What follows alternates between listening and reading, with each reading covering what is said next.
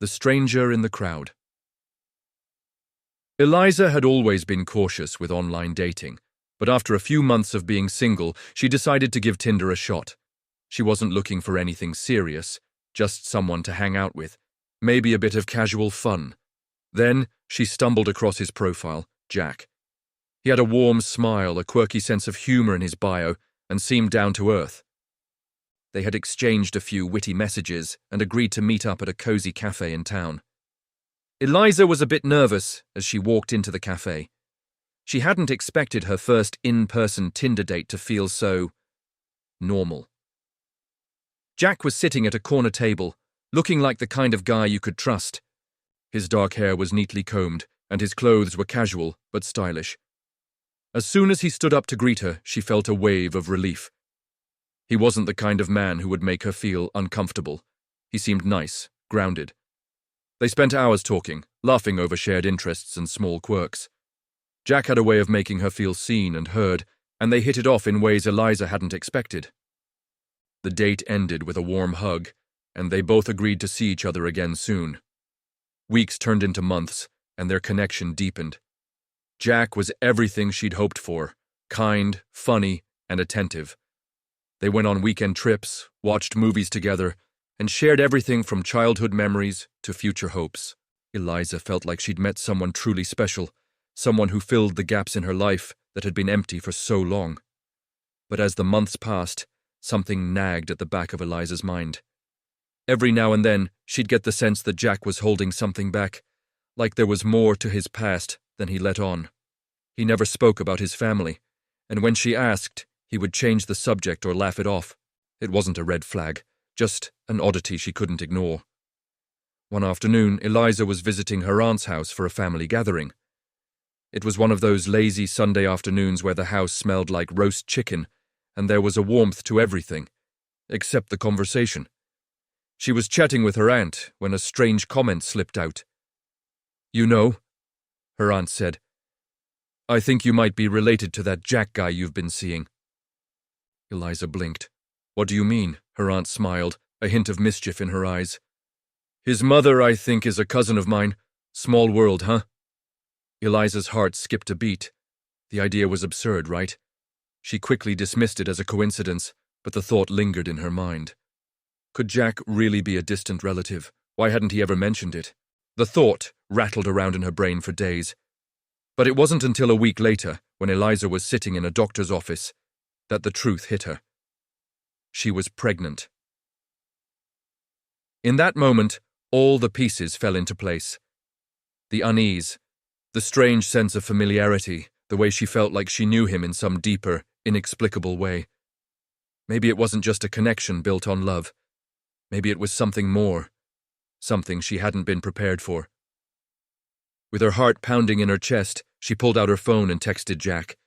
"I need to talk to you about something important." The reply came quickly. "What's up?" "I think I need to know more about your family. Something doesn't sit right." There was a long pause before Jack finally responded. "We need to talk too." They met later that evening. Sitting in the dimly lit park, Jack confessed what he had been avoiding all this time.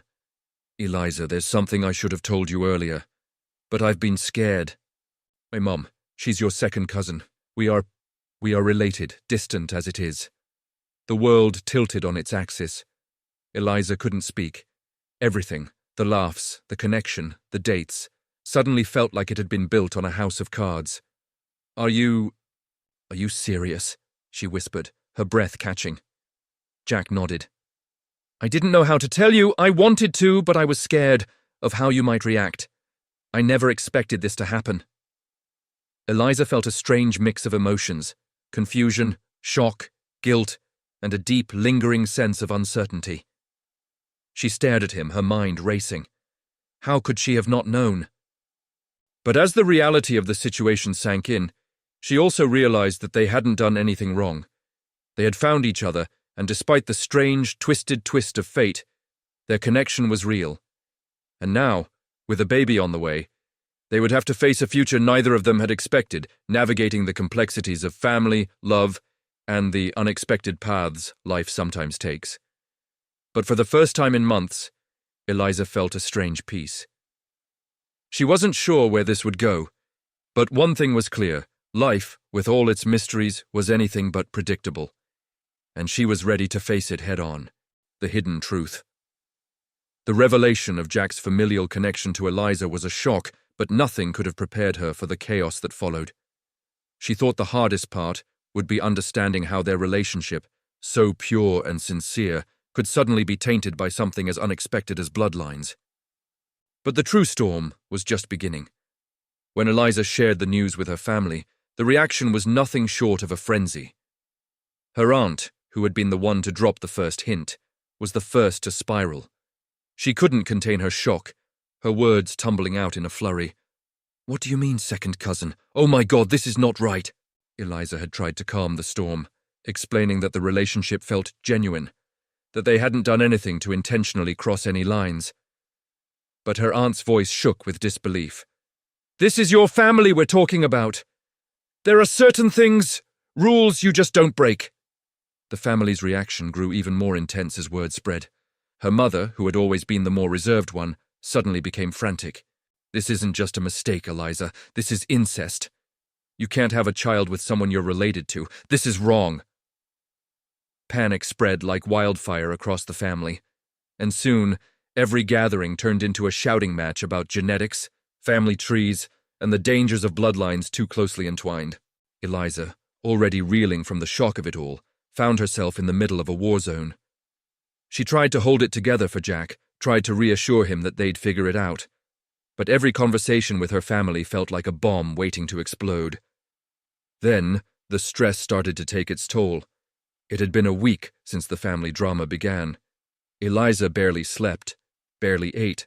She'd had a difficult pregnancy to begin with, but now the tension and stress from her family's reaction were eating her alive.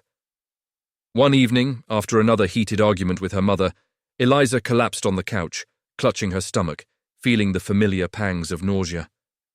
She tried to ignore it, but the pain became unbearable, her body shaking uncontrollably. In a desperate panic, she rushed to the hospital. It was too late. The doctor's words were soft, but they hit Eliza like a freight train. "I'm so sorry, Eliza. You've lost the baby." Her world went dark. She felt numb, hollow. The shock of losing the child she had been so excited to bring into the world was devastating enough, but it was compounded by the sheer chaos that had spiraled out of control in her life. It wasn't just the baby she had lost. It was the future she had envisioned. The dreams she'd had for her family, shattered in an instant. But the real twist came when Eliza, sitting alone in her grief, began to do some digging of her own.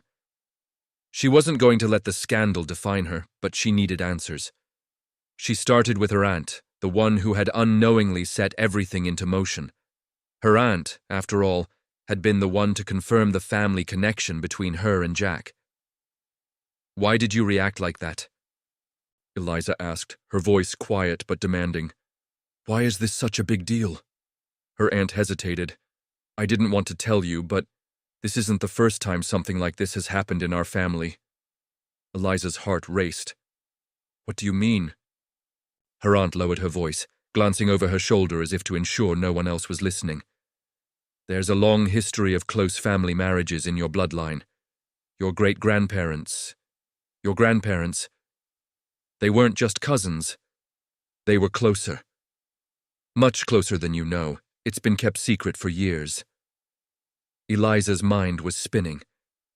"You're saying it's normal? This has happened before." Her aunt nodded gravely. "Yes, your family history is filled with these kinds of marriages. It's been swept under the rug for decades, but it's a part of who we are. There's a legacy, a pattern of intermarriage within the extended family that goes back generations. It's always been done quietly, hidden, but it's there." Eliza stood frozen, unable to comprehend what she was hearing. Her own family had kept this quiet, buried under layers of shame and secrecy. They had never told her, never warned her about the strange, hidden customs that ran through their veins like a secret bloodline.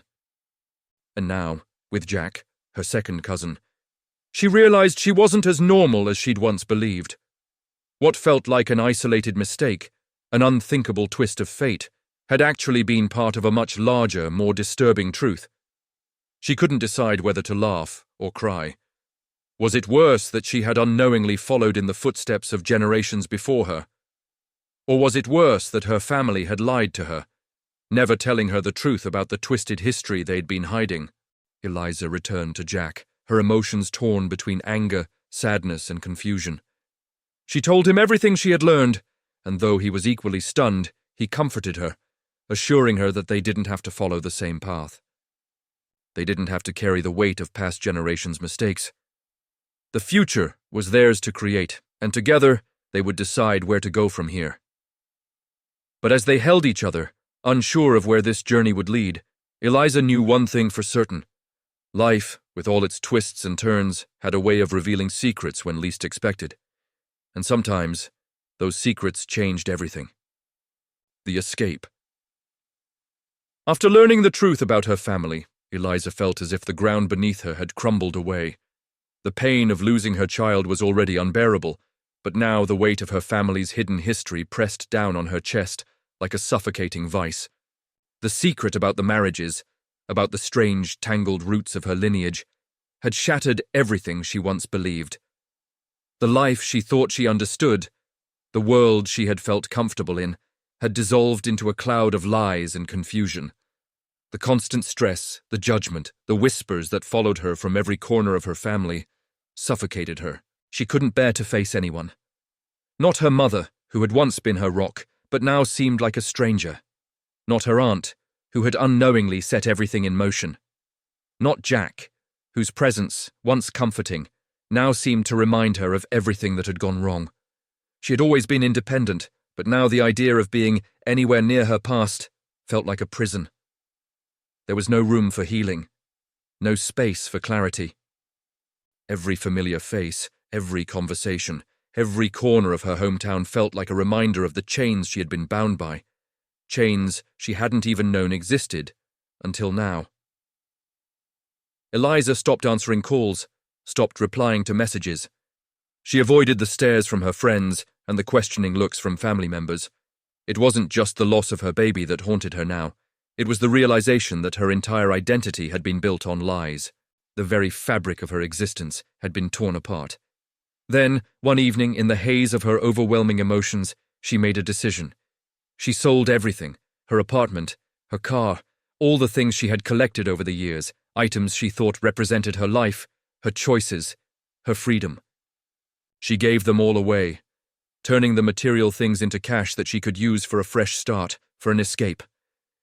She wasn't running away from responsibility or from facing the reality of her situation. She was running away from the suffocating truth of her family's past, from the crushing weight of the expectations they placed on her. The next morning, with the last of her possessions packed and sold, Eliza walked into a travel agency, barely thinking. She had no destination in mind, no grand plan. She just needed to go somewhere far away, somewhere she could breathe without the looming presence of her family's history. Without anyone to remind her who she was supposed to be, she bought a one-way ticket to Europe. Her hands trembled as she clicked the confirmation button. She was finally free from the shackles of her past, free from everything she thought she knew. The flight was scheduled for the next week. She had just enough time to pack a bag and say goodbye to the life she had once known. The flight was long, and the entire journey felt surreal. Eliza sat in her seat, staring out the window, her mind consumed with a swirling chaos of thoughts. The landscape below seemed to stretch endlessly, just like the uncertainty that lay ahead of her. But for the first time in months, she felt a flicker of something. Perhaps it was hope, or maybe it was just relief. That maybe, just maybe, this escape could be the beginning of something new. She landed in Europe, Paris, to be precise, feeling like a ghost in the middle of a foreign world. The city was alive with energy, the streets crowded with people rushing to their destinations, their faces a blur of unfamiliarity. For the first time in so long, she didn't feel like she was being watched, judged, or held to anyone's expectations. Here, she was just another face in the crowd, anonymous and free. Days turned into weeks. Eliza wandered the cobbled streets of Paris, savoring the anonymity. She visited museums, sat in cafes, and roamed through gardens, letting the beauty of the city wash over her. It was as if the city itself was whispering to her, telling her that she could start over, that she could find herself again in the art, the history, and the culture that surrounded her. But despite the quiet of the city, Eliza found that she was still wrestling with herself. Her mind would wander to Jack, and the memories of their time together would seep through the cracks she'd tried to seal off. She missed him. She missed the person she had been when she was with him, the one who had felt safe, connected. But even as she thought of him, she knew she couldn't go back to the life she had left behind. Not yet. Not until she found the strength to forgive herself, to rebuild herself from the ground up. Months passed, and the world around her seemed to keep moving, while she remained stuck in her own turmoil. But in this foreign land, away from her family and the people who once defined her, Eliza began to rediscover parts of herself she hadn't known were there. She took up painting, something she'd always wanted to do, but had never had the time for. She explored different jobs, met strangers who had no idea who she was, and slowly began to piece together a new life. And then one day, as she sat in a small Parisian cafe, sipping coffee and sketching a new idea for a painting, she realized something. The pain of her past, of the loss, the family, the secrets, had not disappeared, but it had softened. She no longer felt the crushing weight of guilt or shame. She was beginning to understand that the mistakes, the heartbreak, the confusion, all of it was part of who she was, and maybe, just maybe, she didn't have to run from it anymore. Eliza wasn't quite whole yet, but she was healing. And in the city of lights, surrounded by strangers and new experiences, she was slowly discovering who she could be. Beyond the past, beyond the family secrets, one step at a time, she was learning to be herself again. But it wasn't long before a strange occurrence began to unsettle her. It started as a small, almost imperceptible coincidence. One afternoon, as she strolled through the Jardin des Tuileries, her favorite spot to sketch, she noticed a man sitting on a bench across from her. His presence was oddly familiar, though she couldn't place him. His dark hair, the worn leather jacket, the way his eyes seemed to flicker in her direction whenever she glanced up. It all felt too deliberate. But when she looked directly at him, he would quickly turn his gaze away, like he was trying to avoid being noticed. The next day, she saw him again. This time, it was in the bustling streets near the Seine, where she had gone to buy fresh pastries from a bakery she'd become fond of. He was walking in the opposite direction, but their eyes met for a split second before he turned quickly down an alleyway. Her heart skipped a beat, but she shrugged it off. It was probably just another random stranger. Paris was a city full of people. But over the next few weeks, the coincidences grew harder to ignore. She bumped into him at the same cafe she frequented, sitting at a corner table by the window. Then again at a bookshop near Montmartre, casually flipping through a shelf of novels as though he belonged there. Each time their eyes would meet, and for a brief moment she would feel a chill, something off in the air, something she couldn't quite explain. Eliza's curiosity started to shift into unease. She had grown used to being unnoticed in the city, the anonymity of Paris being one of its greatest gifts. But this man, whoever he was, seemed to be following her. Or at least, that's how it felt. One evening, as she walked home through the dimly lit streets near her apartment, she heard footsteps behind her. A slight echo, too rhythmic to be random. She quickened her pace, her heartbeat quickening. When she turned the corner onto her street, she glanced over her shoulder, and there he was. The man was standing at the edge of the sidewalk, his hands casually in his pockets, watching her with an intensity that made her skin crawl. He didn't move. He didn't speak. Just stood there, waiting. Eliza's mind raced. Was it him? Was he following her again? The last time she had seen him, he was in a cafe 2 blocks away. But somehow, he had found her again. "Are you lost?" Eliza called out, her voice shaking. She knew she had to confront him. She couldn't just keep running. The man's lips curved into a slow, unsettling smile. "Not at all," he replied, his voice calm, almost too calm. "I'm exactly where I need to be." Her heart thudded in her chest. Something wasn't right. She knew she should turn and run, but her legs felt like they were made of stone, frozen in place. His eyes never left hers. "I've been watching you," he said, the words slipping from his lips like a dark secret. "You're more connected to this city than you think, Eliza. I've been waiting for the right moment." She felt a cold shiver run down her spine. Her name. He knew her name. Before she could react, he took a step toward her. The distance between them seemed to shrink in an instant, his presence closing in like a heavy fog. "I think you've been running long enough," he continued, his tone smooth and deliberate. "Soon, you'll realize that you can't escape what you really are." Eliza's breath caught in her throat. The words were cryptic, foreboding, and his eyes, they weren't just watching her. They were studying her, analyzing her, like she was a puzzle he was determined to solve. Just as she opened her mouth to respond, the sound of a car door slamming in the distance broke the tension. The man's expression shifted ever so slightly. His gaze flickered to the street behind her, and then, without another word, he turned and disappeared into the shadows, leaving Eliza standing frozen in the middle of the street, her mind racing. Who was he? And what did he know about her? For the first time since she'd arrived in Paris, Eliza felt truly lost.